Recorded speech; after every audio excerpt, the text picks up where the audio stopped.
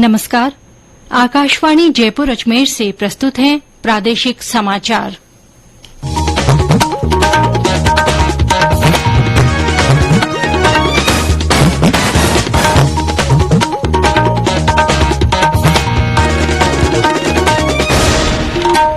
मुख्य समाचार। विज्ञान और प्रौद्योगिकी मंत्री जितेंद्र सिंह ने कहा, स्टार्टअप बौद्धिक संपदा अधिकार संरक्षण का उद्देश्य नवाचार और उद्यमिता को प्रोत्साहन देना है। प्रदेश में 2185 करोड़ रुपए की लागत से 473 चिकित्सा संस्थानों के भवनों का निर्माण कराया जाएगा। अमरनाथ की वार्षिक तीर्थ यात्रा के लिए देशभर से पहुंच रहे श्रद्धालु आज दोपहर तक 12,000 से अधिक श्रद्धालुओं ने पवित्र गुफा मंदिर में दर्शन किए। और राज्य में मानसून की बारिश का दौर कम होने से गर्मी और उमस का असर बढ़ा। मौसम विभाग ने आज झालावाड़ और बारां जिले में भारी बारिश का जताया पूर्वानुमान।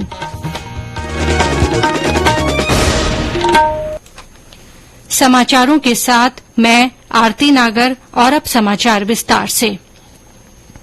विज्ञान और प्रौद्योगिकी मंत्री जितेंद्र सिंह ने कहा है कि स्टार्टअप बौद्धिक संपदा अधिकार संरक्षण का उद्देश्य नवाचार और उद्यमिता को प्रोत्साहन देना है।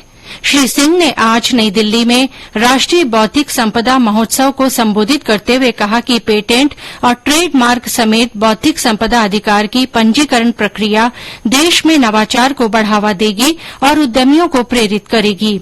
इससे उद्योग के साथ स्टार्टअप का जुड़ाव भी बढ़ेगा। उन्होंने बताया कि ट्रेडमार्क की पंजीकरण प्रक्रिया का समय 1 वर्ष से घटकर 1 महीना रह गया है। केंद्रीय महिला और बाल विकास मंत्री स्मृति ईरानी ने कहा है कि सरकार ने पिछले 9 वर्षों के दौरान गुम हुए 3 लाख बच्चों को उनके परिवारों से मिलवाने में मदद की है। श्रीमती ईरानी ने कहा कि सरकार ने इसी अवधि में 7 लाख से अधिक बच्चों की मदद की है। वे नई दिल्ली में आज बाल संरक्षण, सुरक्षा और कल्याण विषय पर आयोजित क्षेत्रीय संगोष्ठी को संबोधित कर रही थीं। उन्होंने कहा कि बच्चों का विकास और संरक्षण सुनिश्चित करने के लिए सरकार ने कई प्रयास किए हैं। उन्होंने कहा कि किशोर न्याय अधिनियम में संशोधन किया गया। श्रीमती ईरानी ने कहा कि गोद लेने से जुड़े कानून को आसान बनाया गया है ताकि अदालत में पेश हुए बिना ही इच्छुक अभिभावक बच्चे को गोद ले सकें। संसद की कार्मिक लोक शिकायत विधि और न्याय संबंधी स्थायी समिति समान नागरिक संहिता के मुद्दे पर कल बैठक करेगी। समिति के अध्यक्ष और भारतीय जनता पार्टी के राज्यसभा सांसद सुशील मोदी ने बताया कि बैठक में इस मुद्दे पर संबंधित पक्षों के बीच चर्चा होगी। उन्होंने कहा कि समिति की बैठक गैर राजनीतिक है क्योंकि इसमें सभी राजनीतिक दलों के सदस्य शामिल हैं। समान नागरिक संहिता में नागरिकों के लिए एक समान कानून बनाने और उन्हें लागू करने का प्रस्ताव है।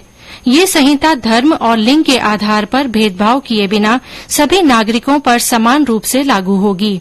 फिलहाल देश में विभिन्न समुदाय अपने अपने पर्सनल लॉ के अनुसार संचालित हो रहे हैं। पिछले महीने 14 जून को विधि आयोग ने लोगों और पंजीकृत धार्मिक संगठनों से समान नागरिक संहिता के बारे में सुझाव देने और अपना पक्ष रखने को कहा। आम जनता इस मुद्दे पर अपने सुझाव 14 जुलाई तक भेज सकती है। प्रधानमंत्री नरेंद्र मोदी के 8 जुलाई को बीकानेर में प्रस्तावित दौरे को लेकर प्रशासन की ओर से तैयारियां की जा रही हैं। प्रस्ताव के अनुसार प्रधानमंत्री जनसभा को संबोधित करने के साथ ही कई परियोजनाओं का लोकार्पण करेंगे। प्रधानमंत्री के दौरे की तैयारियों को लेकर आज बीकानेर संभाग भाजपा कार्यालय में शहर अध्यक्ष विजय आचार्य की अध्यक्षता में बैठक हुई। श्री आचार्य ने बताया कि प्रधानमंत्री की आम सभा को लेकर मोर्चा अध्यक्षों को अलग अलग जिम्मेदारियां दी गई हैं। इससे पहले कल केंद्रीय मंत्री अर्जुन राम मेघवाल ने जिले के नौरंग देसर में सभा स्थल का जायजा लिया और संबंधित अधिकारियों को दिशा निर्देश दिए। बैठक के बाद श्री मेघवाल ने पत्रकारों से बातचीत में कहा कि प्रधानमंत्री ग्रीनफील्ड एक्सप्रेस हाईवे राष्ट्र को समर्पित करेंगे। ये हाईवे राजस्थान सहित पंजाब, हरियाणा और गुजरात को जोड़ने वाली महत्वपूर्ण ग्रीनफील्ड परियोजना है। इससे पश्चिमी राजस्थान के सभी क्षेत्रों में आर्थिक विकास को गति मिलेगी। प्रधानमंत्री भारतमाला योजना के तहत निर्मित रायसिंह नगर अनूपगढ़ पूगल तक 860 करोड़ 26 लाख रुपए की लागत से और खाजूवाला पूगल बाप तक 895 करोड़ रुपए की लागत वाली सड़क परियोजनाओं को भी राष्ट्र को समर्पित करेंगे। इसके अलावा प्रधानमंत्री भारत सरकार के उपक्रम पावर ग्रिड कॉर्पोरेशन द्वारा निर्मित ग्रीन एनर्जी कॉरिडोर का भी लोकार्पण करेंगे। प्रदेश में 473 चिकित्सा संस्थानों के भवनों का निर्माण कराया जाएगा। इस कार्य में 2,185 करोड़ रुपए से अधिक की राशि खर्च की जाएगी। इस संबंध में एक प्रस्ताव को मुख्यमंत्री अशोक गहलोत ने मंजूरी दे दी है।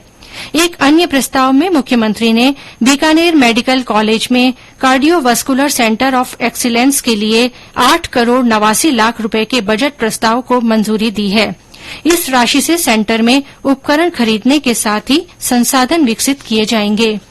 राज्य सरकार ने भरतपुर और बीकानेर में खिलाड़ियों के लिए 16 करोड़ 44 लाख रुपए की लागत से मल्टीपर्पज इंडोर हॉल का निर्माण कराने के प्रस्ताव को भी मंजूरी दे दी है। एक अन्य निर्णय में मुख्यमंत्री ने जयपुर जिले के रोजदा गांव में श्री गोपाल जी के मंदिर के जीर्णोद्धार और विकास कार्यों के लिए 2 करोड़ रुपए मंजूर किए हैं। राज्य सरकार ने जयपुर के राजकीय दंत महाविद्यालय में सहायक आचार्य के 10 पद स्वीकृत किए हैं। इससे चिकित्सा विद्यार्थियों को अध्ययन और मरीजों को उपचार कराने में आसानी होगी। गौरतलब है कि कॉलेज के बीडीएस और पीजी पाठ्यक्रम में सीटों की बढ़ोतरी होने से नए पदों का सृजन जरूरी हो गया था। अंतर्राष्ट्रीय बौद्ध परिसंघ कल नई दिल्ली में आषाढ़ पूर्णिमा पर धर्मचक्र प्रवर्तन दिवस मनाएगा।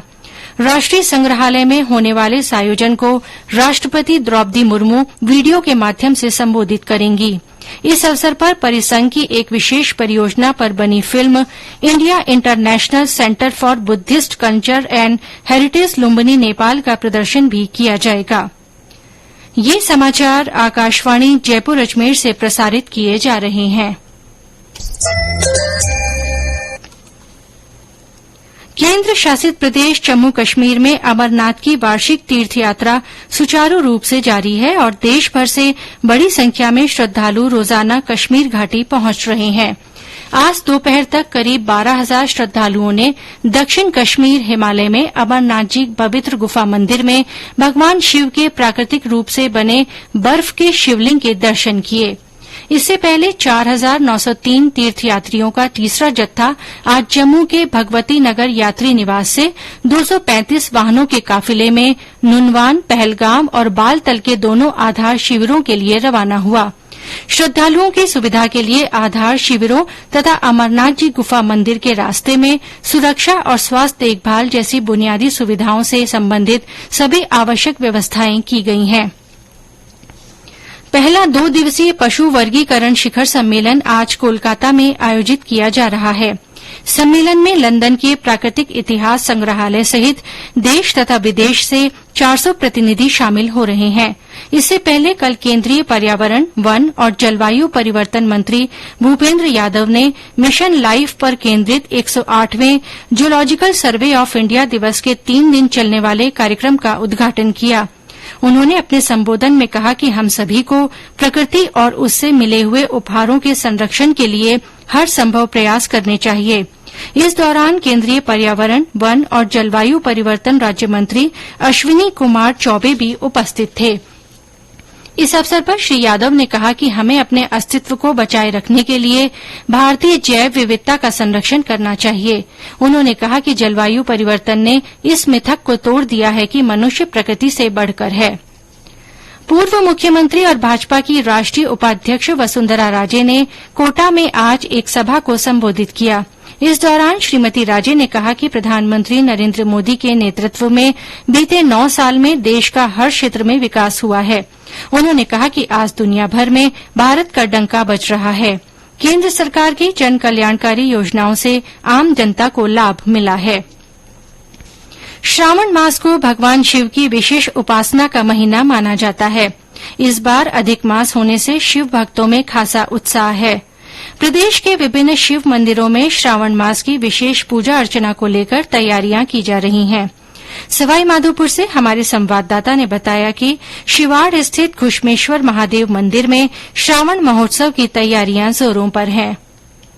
जिले के शिवाड़ स्थित श्री घुश्मेश्वर महादेव मंदिर में सावन मास के दौरान आयोजित होने वाले श्रावण महोत्सव को लेकर तैयारियां जोरों पर है। महोत्सव के चलते मंदिर को विशेष रूप से सजाया जा रहा है, वहीं दुकानें भी सजने लगी हैं। मंदिर ट्रस्ट की ओर से यात्रियों की सुविधाओं के बंदोबस्त किए जा रहे हैं। श्रावण मास में भगवान भोलेनाथ की विशेष पूजा अर्चना और अभिषेक आदि के आयोजन होंगे, वहीं रंगारंग सांस्कृतिक कार्यक्रम भी आयोजित किए जाएंगे। महोत्सव का शुभारंभ 4 जुलाई को शोभा यात्रा और ध्वजारोहण के साथ होगा। अधिक मास होने के कारण इस बार महोत्सव 30 अगस्त तक चलेगा। यात्रियों की अभी से आवक शुरू होने से दुकानदार भी खासे उत्साहित हैं। सतीश वर्मा, आकाशवाणी समाचार, सवाई माधोपुर। प्रदेश में पिछले कई दिनों से सक्रिय मानसून से हो रही बारिश का दौर आज थोड़ा कम पड़ा है। इसके चलते गर्मी और उमस का असर बढ़ गया है। मौसम विभाग के अनुसार जयपुर, अजमेर, जोधपुर और उदयपुर सहित ज्यादातर जिलों में आज मौसम शुष्क बना हुआ है। विभाग ने आज झालावाड़ और बारां जिले में भारी बारिश का पूर्वानुमान व्यक्त किया है। प्रदेश में पिछले 24 घंटों में सबसे ज्यादा 40.4 डिग्री सेल्सियस तापमान चूरू में दर्ज किया गया। मौसम विभाग ने 5 जुलाई के आसपास पूर्वी राजस्थान में बारिश की गतिविधियों में बढ़ोतरी होने की संभावना जताई है। सवाई माधोपुर में राजीव गांधी क्षेत्रीय प्राकृतिक विज्ञान संग्रहालय की ओर से वन महोत्सव का आयोजन किया जा रहा है। इस अवसर पर वन और पर्यावरण संरक्षण जागरूकता को लेकर विभिन्न कार्यक्रम हो रहे हैं। कार्यक्रम के तहत आज औषधीय पौधों की पहचान और इनके उपयोग की जानकारी दी गई। संग्रहालय की ओर से निःशुल्क पंजीयन करवाकर स्कूली विद्यार्थियों के लिए 6 जुलाई तक विभिन्न प्रतियोगिताओं का आयोजन किया जा रहा है। पर्यावरण संरक्षण अभियान के तहत हनुमानगढ़ के गोलूवाला अस्पताल में जिला विधिक सेवा प्राधिकरण की ओर से आज पौधरोपण किया गया।